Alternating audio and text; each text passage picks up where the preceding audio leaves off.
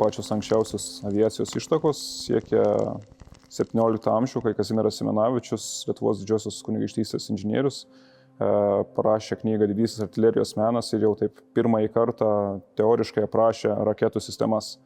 Tokie šiuolaikinės aviacijos ištakomis, lėktuvų ištakomis reiktų laikyti 19 amžiaus vidurį, kai Aleksandras Griškevičius parašė knygą Žemaičių garlikis apie tokį, tarkim, skraidančio aparato konceptą. Ir 1855-aisiais jis tą lėktuvą pasistatė ir išbandė, bet tas bandymas buvo toks nesėkmingas. Kalbant apie šiuolaikinius lėktuvus, šiuolaikinę aviaciją, tai viskas Lietuvoje prasidėjo maždaug 1911 metais. Tais metais vargonų meistras Jonas Garalevičius ir Kaune dislokuotų pėstininkų pulko poručikas Aleksandras Kulvinskis pasistatė sklandytuvą. Sklandytuvas buvo, pavadinkime, prancūziško sklandytuvo biplano Farman kopija. Ir su šiuo sklandytuvu jie atliko bent porą dešimčių skrydžių Kaune. Tai čia turbūt buvo pirmasis, pavadinkime, lietuviškos konstrukcijos skrydis Lietuvoje. Ar tai buvo pirmasis lėktuvo ar sklandytuvo skrydis Lietuvoje, turbūt yra truputėlis, gal sunku atsakyti, trūksta duomenų, bet mano manymu tai buvo pirmasis toks skrydis Lietuvoje. Lietuviška aviacija pradėta kurti 1919-aisiais. Kaip jeigu pasaulyje buvo įprasta pirmiausia pradėti nuo civilinės aviacijos ir tada pereiti link jos panaudojimo kariniams tikslams, tai Lietuvoje viskas gavosi atvirkščiai, nes tiesiog jaunai Lietuvos valstybė atkūrus nepriklausomybę reikėjo gintis tiek nuo bolševikų, tiek nuo lenkų, tiek nuo bermontininkų. Tai 19-aisiais buvo įsteigta karo aviacijos mokykla, sukurta karo aviacija, nupirkti pirmieji lėktuvai. Tik 27-aisiais buvo įsteigtas Lietuvos aeroklubas, ir tada civiliai asmenys, tiesiog paprasti piliečiai, ne karininkai, ne karo lakūnai turėjo galimybę pradėti mokyti skraidyti. Iki 27-ųjų jie šios galimybės neturėjo. Turbūt tarpukariu susiformavo visos aviacijos rūšys, kurias matome ir šiais laikais. Tai karinė aviacija, ta bendroji aviacinė, civilinė ir tiesiog komercinė aviacija, keleivių skraidinimo aviacija. Sovietų sąjungoje okupuojant Lietuvą 40-aisiais tai buvo turbūt didžiausia Lietuvos aviacijos dalis, turinti ten apie 120 lėktuvų, iš kurių daugiau negu pusė buvo lietuviškos konstrukcijos. Bendrosios aviacijos, tokios sportinės aviacijos pradmenys jau buvo. Lietuvos aeroklubas turėjo tiek sportinius lėktuvus, buvo jau sklandoma tiek Nidoje, tiek visoje Lietuvoje. Ir buvo 38 metais įsigyti pirmieji keleiviniai lėktuvai, tai ir tos keleivinės aviacijos pradžia taip pat jau buvo tarpukariu.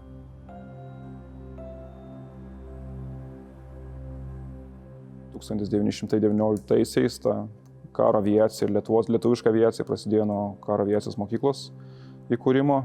Tai paskui ta karo aviacijos mokykla išleidusi pirmąją laidą buvo uždaryta ir tiesiog buvo ieškota sprendimų, kaip rengti karo lakūnus. Tai ten buvo ir mokomoji eskadrilė, ir įvairūs kursai, bet galiausiai 32 metais ta karo aviacijos mokykla buvo atkurta. Tai buvo karininkų pilotų klasės, puskarininkių lakūnų klasės, mechanikai, rengiami motoristai ir panašiai. Tai karo aviacijoje tai jau 40 metais, sakykime, mokymo programa jau buvo suformuota pakankamai šiuolaikiška, net žvelgiant iš šių laikų perspektyvos. Lietuvos aeroklube lakūnai buvo rengiami visokie teoriniai kursai, paskui, aišku, praktiniai skraidymai, tas pats buvo ir su sklandytojais. Pradžioje buvo parengiami teoriškai, paskui išleidžiami jau praktiniams užsiėmimams. Bet 1919-aisiais, jeigu kalbam apie karo aviaciją, tai įkūrėsi sudėtingomis sąlygomis ir vykstant kovos veiksmams, didelė dalis dėstytojų buvo užsieniečiai, vokiečiai, anglai, nes lietuvių specialistų tiesiog nebuvo. Mokinių išsilavinimas taip pat buvo skirtingas, vieni buvo pabaigę ar mokėsi universitetuose, kiti buvo vos išėję ten, turėjo neaiškius mokslo dokumentus, tai tas lygis buvo labai skirtingas. Tai ta 19 metų aviacijos mokyklos toks mokymas buvo labai sudėtingas ir ten, tarkime, kai kurie pirmieji karo lakūnai savarankiškai pradėjo skristi po 2, 3, 4 valandų skrydžių lėktuvu, kas turbūt šiais laikais yra sunkiai suvokiama ir tiesiog matom, kokia buvo rizika ir kokia buvo valstybės skuba paruošti karo lakūnus. Aviacija sukurta 19 metų pavasarį jau iš karto dalyvavo kovose prieš bolševikus, taip pat dalyvavo kovose prieš lenkus, prieš bermontininkus nespėjo sudalyvauti, nes tos kovos vyko 19 metų pabaigoje ir tiesiog oro sąlygos, meteorologinės sąlygos neleido aviacijai dalyvauti. Bet 20 metų viduryje atsiradus vėl konfliktui su Lenkija atsinaujinus, tai buvo jau atleisti visi tie vokiečių ir anglų lakūnai, užsieniečiai, tai į frontą turėjo pradėti skraidyti lietuviai lakūnai, kurie tik 19 metų gruodžio mėnesį buvo pabaigę karo lakūno mokslą, išėję iš aviacijos mokyklos. Tai tuo metu jau skraidimo patirtis siekė skrendant į frontą apie 10-15 valandų ore, kas yra visiškai minimalus, labai maži skaičiai ir turbūt jie neseniai net nemokėjo visų lėktuvų tipų įvaldyti ir visiškai neturėjo patirties, bet jau buvo siunčiami į frontą. Tai kai kurie lakūnai tokiamis ekstremaliomis sąlygomis persilaužė, tai kaip Jurgis Dobkevičius, Vsevolodas Šembergas tapo puikiais lakūnais ir dėl tų pasiekimų fronte, dėl gerų užduočių įvykdymo 20 metų pabaigoje ir 21 metų pradžioje buvo paskirti eskadrilių vadai, sulaukė vos 20 metų. Lietuvos karo aviacija po nepriklausomybės kovų turbūt turėjo tą tokią stabilesnį laikotarpį, kai galėjo tiesiog normaliai susiformuoti struktūrą ir tada bandyti tiesiog nusipirkti visus reikiamus lėktuvus, ugdyti skraidantį personalą, kad tiesiog pasiektų normalų organizacinį lygį. Tarpukaris toks buvo turbūt visiems mums, žvelgiant į tą šimtmetinę perspektyvą, žvelgiant atgal, toks labai įdomus laikotarpis, ir reikia pažymėti, kad tie ypatingai karo lakūnai kėlė didelės visuomenės simpatijas. Tai visų pirma todėl, kad tiesiog daugelis žmonių turbūt Lietuvoje iki kokių 30 metų niekas nebuvo matęs lėktuvo ir tarkim, jeigu sugesdavo koks nors variklis ar dar kas nors, būdavo kiti gedimai ir lakūnai turėdavo priverstiniu būdu nusileisti kur nors prie kokio kaimo, tai subėgdavo turbūt visų apylinkių žmonės pasižiūrėti tų lėktuvų ir dažnai žmonės net nesitraukdavo, sako, nes noriu pats pamatyti, kaip tu ten pakilsi iš tos vietos. Tiesiog niekas neturėjo tų žinių, kad yra kažkokie skraidantis aparatai sunkesni už orą. Tai aviatoriai visų pirma karo lakūno, kas tokį įdomų įvaizdį suformavo tarpukariu, tai turbūt uniforma, kuri buvo, sakyčiau, gana skirtinga nuo kitų kariuomenės dalių uniformos. Taip pat lakūnai kaip skraidimo aprangą turėjo odinius kombinezonus ar odinius paltus, tai su jais vaikščiodavo dažnai ir nors gal negalėdavo pagal taisyklės vaikščioti mieste su jais, bet tiesiog mėgdavo tą turbūt odiniais švarkais vaikščioti po miestą ir taip pat kėlė visuomenės simpatijas. Taip pat Stepono Dariaus dėka, kadangi Steponas Darius buvo užaugęs Jungtinėse Amerikos valstijose, tai jis Lietuvoje atvežė tą motociklizmo visą sporto dvasią. Tai jau maždaug 25 metais daugelis karo lakūnų turėjo įsigiję įvairius amerikietiškus motociklus kaip Douglas ar Harley Davidson ir su jais važinėdavo po Kauną. Tai taip pat visuomenė žinojo, kad patys turbūt tokie įdomiausi ar prašmatniausi pokyliai ar baliai Kaune vyksta karo aviacijos karininkų ramovėje. Tai lakūnas toks buvo turbūt laikomas bebaimiu žmogumi, kuris visą laiką gražiai apsirengęs, prašmatniai potauja, turi motociklą, labai gerai uždirba, bet kiekvieną dieną rizikuoja savo gyvybę, nes ilgą laiką, iki turbūt 32 metų, iki 40-mečio, buvo vieni lakūno tarnybos metai prilyginami 2.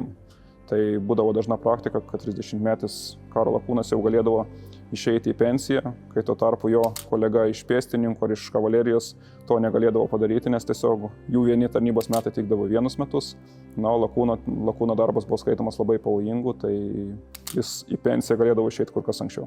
Nuo 19 metų jau buvo stengiamasi priimti sveikus žmonės, sveikus jaunolius kaip kandidatus į karo aviacijos mokyklą ar tiesiog ruoštis lakūno amatui. Bet visien 19 metai buvo ta Lietuvos valstybės pradžia ir paskui kokiais 25-27 metais jau pirmieji Lietuvos karo gydytojai grįžo iš užsienio, pasisėmė žinių, kaip reikia iš tikrųjų tos lakūnus tikrinti, kokios jiems pagrindinės savybės. Ir tada Lietuvos kariuomenė suprato, kad daugelis tų lakūnų, kurie yra, pavyzdžiui, kad yra eskadrilių vadai arba patyrę lakūnai, pagal tą sveikatos lygį nėra labai tinkami skraidimui. Tai dalis buvo ir su prastesniu matymu, kurie netaip gerai matė. Tai valstybei nebuvo tiesiog galimybių, kad tuos visus žmonės imti ir atleisti iš kariuomenės, tai jie buvo palikti toliau, palikti skraidyti, bet maždaug 27-ųjų, ypač Antanui Gustaičiui vadovaujant aviacijai, tai buvo jau ta sveikatos atranka buvo tikrai didelė ir tas procentas patenkančių buvo labai mažas. Tarpukario pasaulinė aviacija pradėjo formuotis tokia praktika, kad į naikintuvų lakūnai buvo laikomi ta aukščiausia kategorija lakūnų, kurie turi turėti geriausią fizinę sveikatą, geriausiai orientuotis, turėti tokį guvų charakterį, būti tokie ryžtingi, norintys kažką pasiekti. Nors oficialiai jau ir prie Gustaičio teigta, kad lakūno perkelimas iš naikintuvų eskadrilės į žvalgybos eskadrilę nėra kažkoks jo pažeminimas ar neįvertinimas, bet iš tikrųjų tai buvo, nes didžiausia privilegija buvo tarnauti naikintuvų eskadrilėje, skraidyti su naikintuvais. O žvalgybinė eskadrilė visiems pilotas neskraidydavo vienas, skraidydavo su žvalgu. Ir visą laiką ne pilotas, o žvalgas žvalgybinėme lėktuve buvo įgulos vadu. Tai kur žvalgas atliekantis tiek tiek fotografuojantis, tiek oreguojantis artilerijos ugnį, tiek šaudantis iš kulkosvaidžio, tiek atliekantis navigatoriaus funkcijas, visiems būdavo įgulos vadas ir pilotas neturėdavo tokios laisvės elgtis kaip nori, ką jau žvalgas įgulos vadas pasakydavo, tą ir turėdavo daryti.